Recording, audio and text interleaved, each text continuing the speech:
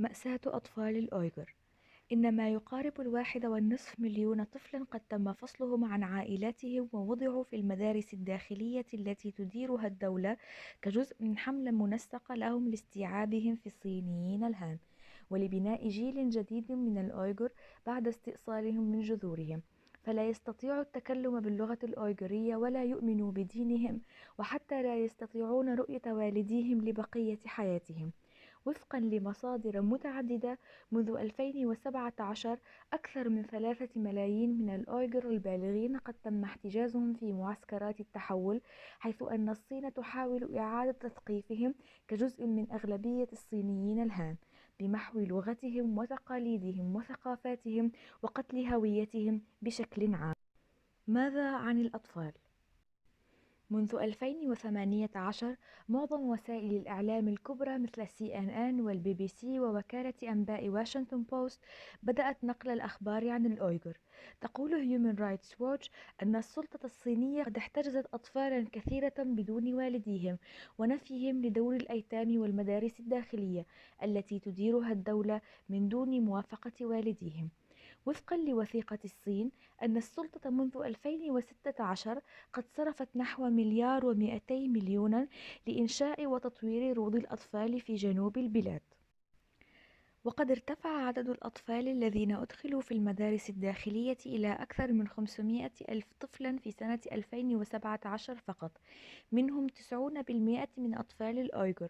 كما نتج عن ذلك ارتفاع مستوى الالتحاق بمرحلة ما قبل المدرسة في المنطقة، حيث كان أقل من المتوسط الوطني وأصبح الأعلى في الصين بعد تلك الحملة.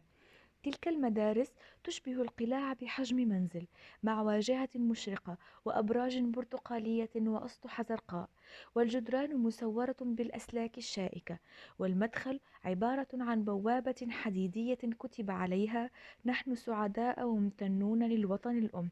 وبكل أسف، حتى الطفل البالغ 15 شهرا فقط يتم احتجازه أيضا في تلك المؤسسة. ما هي المأساة التي يواجهها الأطفال الأويغور؟ هي حملة تنظيمية لإعادة الهندسة والإبادة الثقافية. جميع الأدلة تشير إلى أن الصين تعزز حملتها لتستأصل الأطفال الأويغور من جذورهم بشكل ممنهج، ففي تلك الدور الأطفال الأويغور ليسوا معزولون عن والديهم وبيوتهم فقط، بل من جميع العناصر الأويغورية كاللغة والعقيدة الإسلامية والطعام الحلال وحتى موسيقى الأويغور وأغانيها.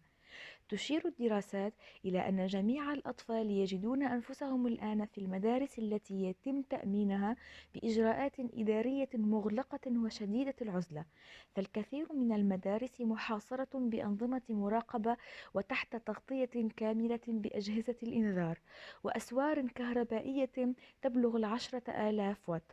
وقد يتجاوز الإنفاق في بعض المدارس الإنفاق الأمني في المعسكرات.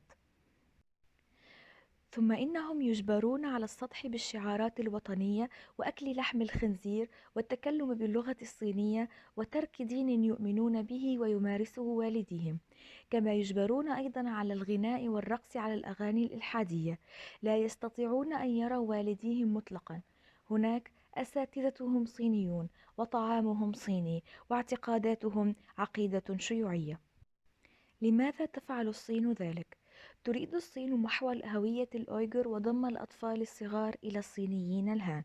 ومن أجل الإبادة الجماعية الثقافية، استعمل الحزب الشيوعي الصيني لغة عاطفية مثل الرعاية والحب والتنشئة لتصف مرافق الدولة لغسل أدمغة الأطفال، وادعت أن تلك المرافق هي رعاية للطفل.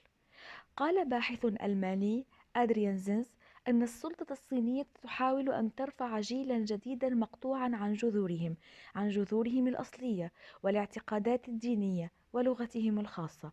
وقال عالم أمريكي في علوم الإنسان دارين بيلر أن الأطفال الأويغور يتم تعليمهم أن ثقافة الأويغور متخلفة.